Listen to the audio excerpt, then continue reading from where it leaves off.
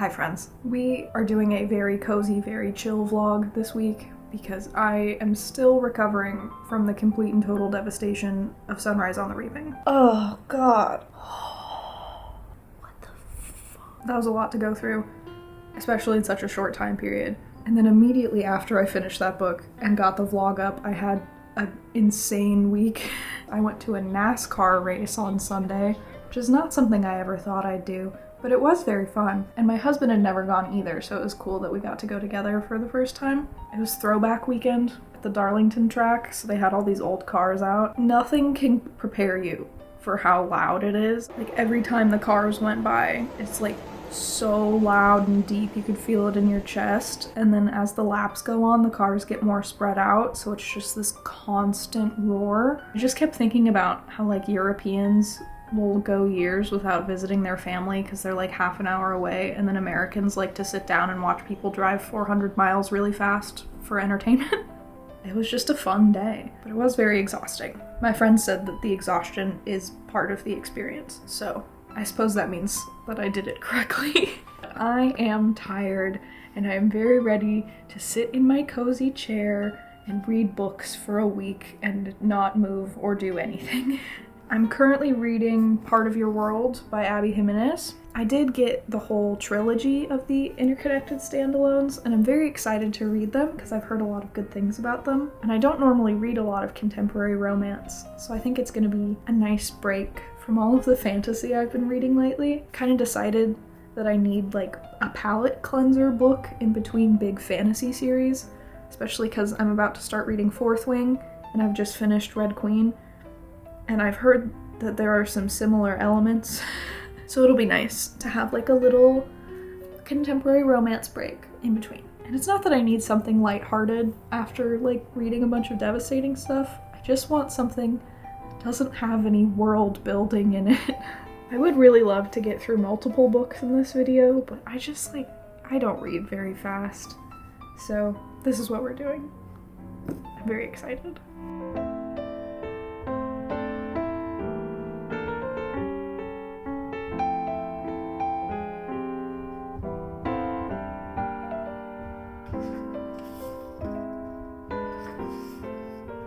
This book is very cute.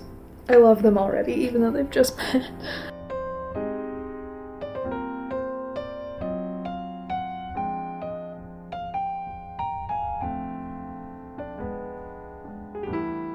So I'm like 50 pages into this, and I'm really enjoying it so far. I love Alexis, I love Bree, and I think Bree is the main character in the next one, so that's exciting. Hate Neil, obviously. We're all supposed to hate Neil. He sucks. Daniel seems cool. Haven't like seen too much of him yet, but he seems pretty rad. He's got a baby goat. She's on the cover. Her name's Chloe. This book has a lot of elements to it that I've been like wanting to read for a while and just haven't. As I said, I don't really read a lot of contemporary romance, but I did have some idea of the types of tropes that I would be into if I did read contemporary romance. And this book has some of those tropes in it, and I am enjoying them, which is nice. I've always wanted to read a book where there's an older woman age gap, because I think that's like really interesting and not enough people do that. I also prefer in age gap stories when they don't like fetishize the age gap, if that makes sense. There's nothing inherently sexual or exciting about one partner being older than the other partner, so I kind of hate when books have it be like, ooh, it's so hot that you're older than me. That's just kind of a no for me. I prefer for it to be more realistic and kind of talk about the actual impacts of it, like, oh my god, what are people gonna think? Society. So I appreciate that about this book so far. I'm having a great time.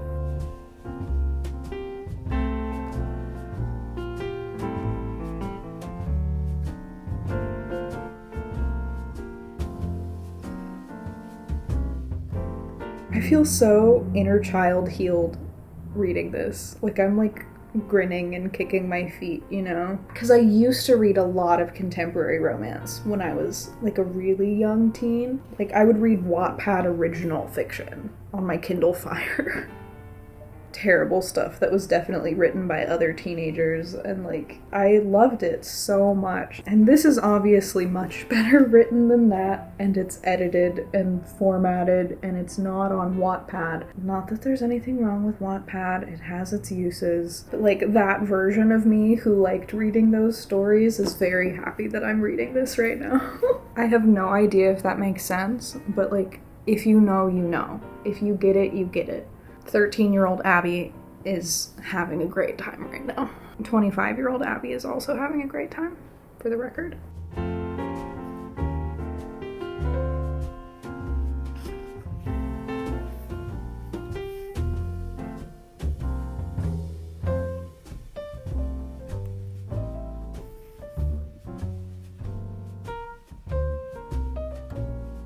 I just finished chapter 14. I'll be there in 2 minutes. Pretend you don't know me. Huh? Like, no. That's not how you handled this situation. Alexis! My girl!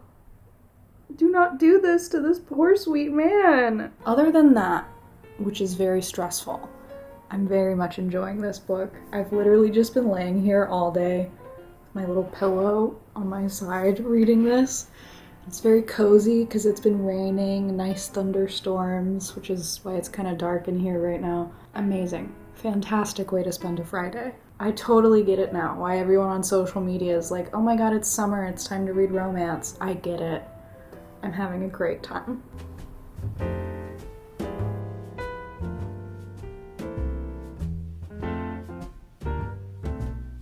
They've made up, everything's fine, nothing bad happened. However, these other friends that aren't Bree suck, and I don't like them. If you're like this, like you have friends that you can't tell stuff because they'll be mean about it, you shouldn't be friends with those people. The point of friends is to talk to them and enjoy hanging out with them and to support each other. And if it's not mutual, you shouldn't be friends. You shouldn't be friends with those people. And I'm not saying you have to be like nice to each other all the time and only do happy, positive things. But if a friend asks for help, you help them. That's the point of friendship. Gabby and Jessica, not friends. They're not friends. I don't like them.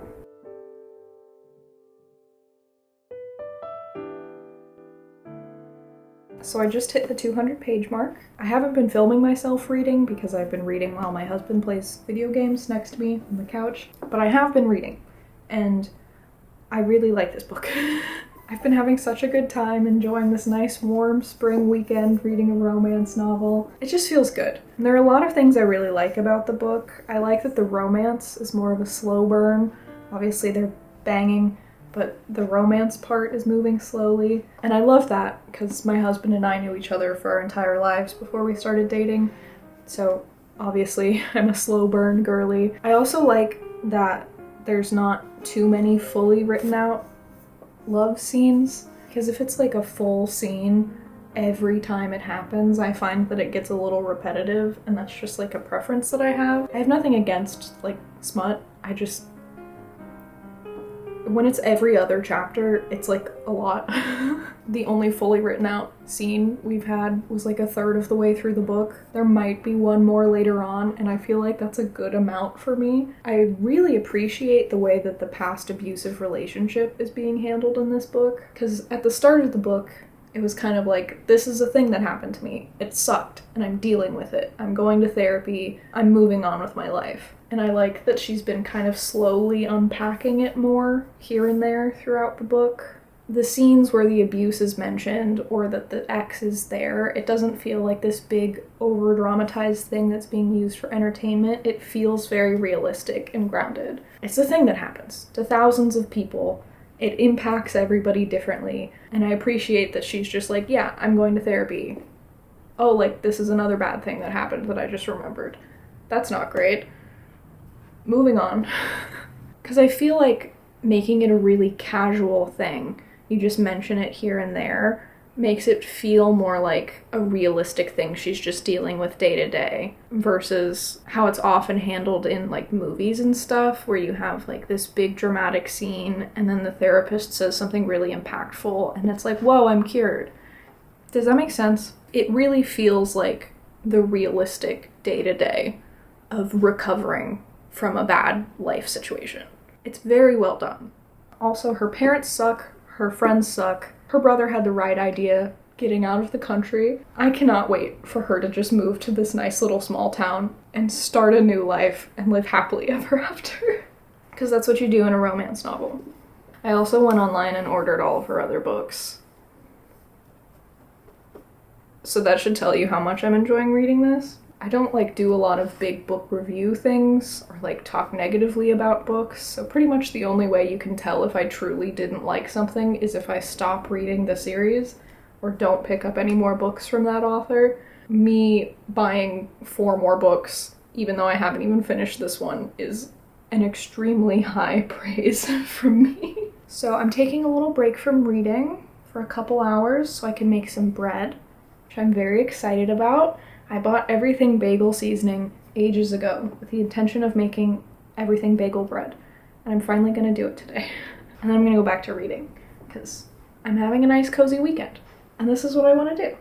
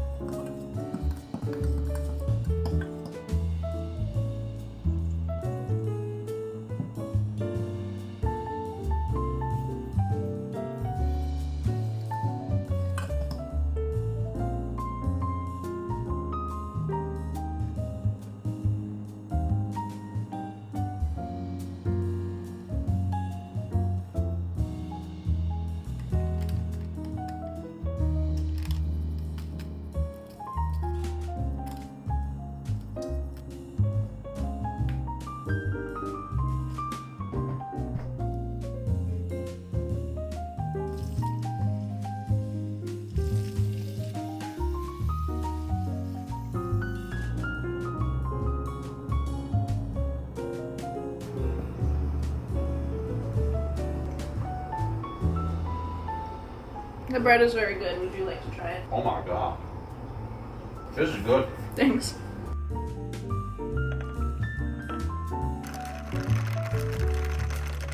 So before I go back to reading, I simply must show you the very exciting package I got in the mail. I ordered a lot of yarn.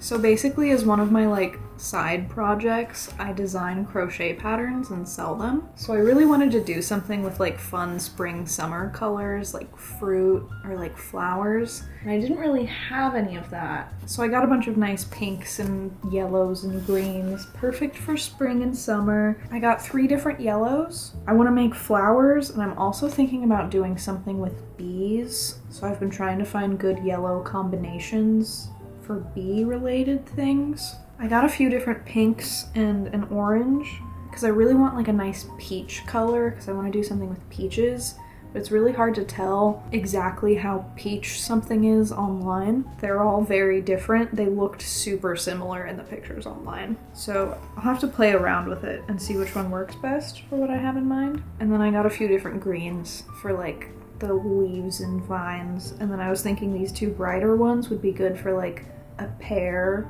or an apple. But something really weird happened. I've ordered from Michael's a dozen times and I've never seen this before. It's a burn line across the yarn. It's melted together. It doesn't seem like it's glue. I have no idea what happened. It's gonna be fine because I pull from the inside of the yarn, and it's just some of it that's damaged, but that's really weird. Never seen that happen before. I think these 2 will look really nice together. So that's kind of where I'm at with non-reading activities right now. Just super excited about a pile of yarn. So I guess I'll go back to reading now.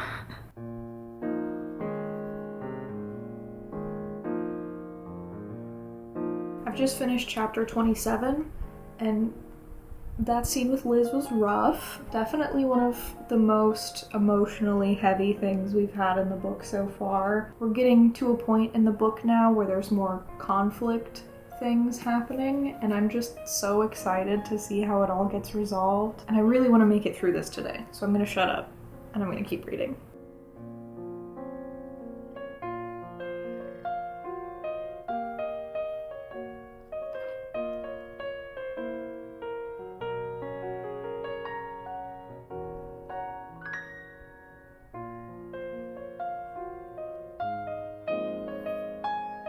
I'm on chapter 33, so shit has hit the fan, but Bree to the rescue, okay? I love her so much. I'm so excited that she's the main character of the next book. She's the best. I think she's actually the best character in this book. Like, I love Alexis, I love Bree more, and I'm so happy that she's here to save the day. Oh my god, this book!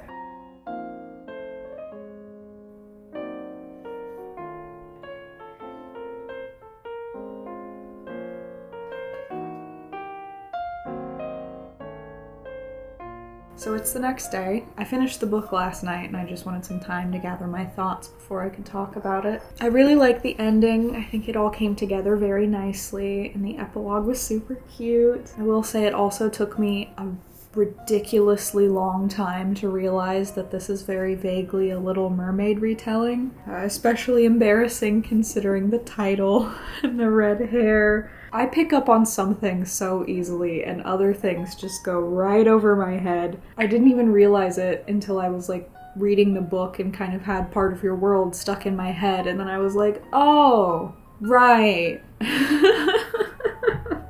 But I marked every time that the dragonflies were mentioned because dragonflies mean change. I did that immediately the first time the dragonflies were mentioned.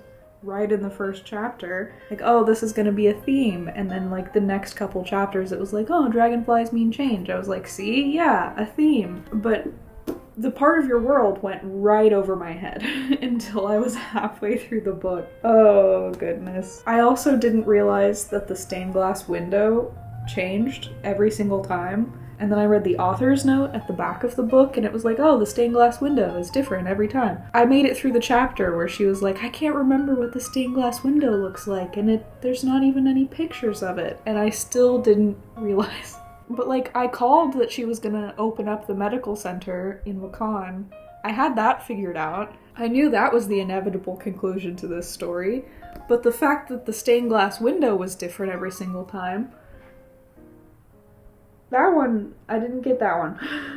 Anyway, I've decided I will be reading Fourth Wing in the next video. I was gonna read either 2 or the whole trilogy before I read Fourth Wing, but I actually like her writing so much that I don't want to burn through all of her books that quickly. I'd like to take my time and work through them slowly, like between fantasy series. I am very excited to read the next one, but gotta get through these first. I say get through. I am also very excited to read Fourth Wing.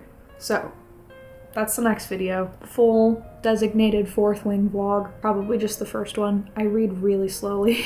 I have ADHD. It's very hard for me. But I love doing it, so I keep doing it. Thank you so much for watching, hanging out with me while I recovered from Sunrise on the Reaping. I had a really great time reading this book, and I'm excited to read more from the author. And I hope that you will join me next time when I read Fourth Wing. I'm super excited. And, I think that's all I have to say for now.